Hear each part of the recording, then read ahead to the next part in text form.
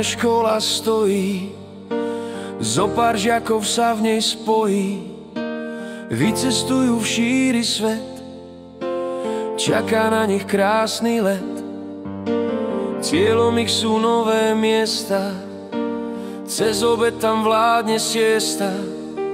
Je to ostrov ľúbezný, Chios krásny, kúzelný. Ostrov Chios v diaľke leží, srdce naše k nemu beží. Do školy sa tešíme, strachu trochu čelíme. Iný jazyk, iné zvyky, nové deti, nové styky.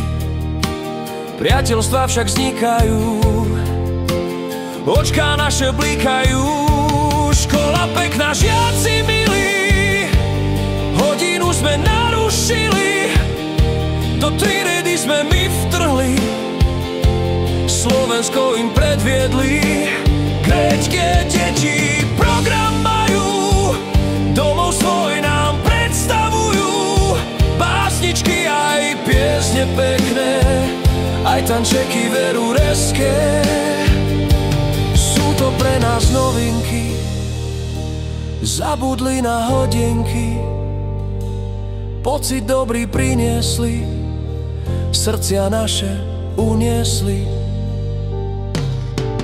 Ďalšou pre nás vecou novou, Robo, ktorý chce ísť dobou, učí sa o nové veci, delí kocky ako vedci.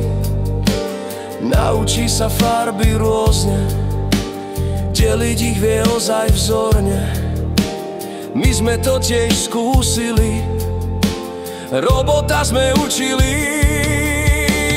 Na Chiose veľa krásy, príroda sa k slovu hlási. More, hory, krásne miesta, duša naša po nich lieta. Domáci nás všade brali, krásy miestne ukázali. My sme sa aj kúpali, v novembri sme plávali. Pamiatok tu mnoho je sto, históriou dlhou prešlo. Kláštory či obce staré, pevnosť aj mosty malé. V piatok prišla sláva veľká, zasvietili na nás svetlá. Prezentovať deti išli o miestach, čo oni prišli.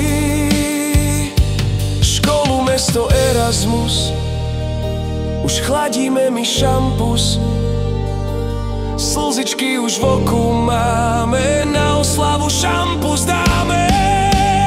Týždeň to bol ozaj krásny, Chios je ver, ostrov bájny. Spomienok my máme dosť, trošku prišla aj ľútosť. Spomienok my máme množstvo, ako by sme stretli božstvo.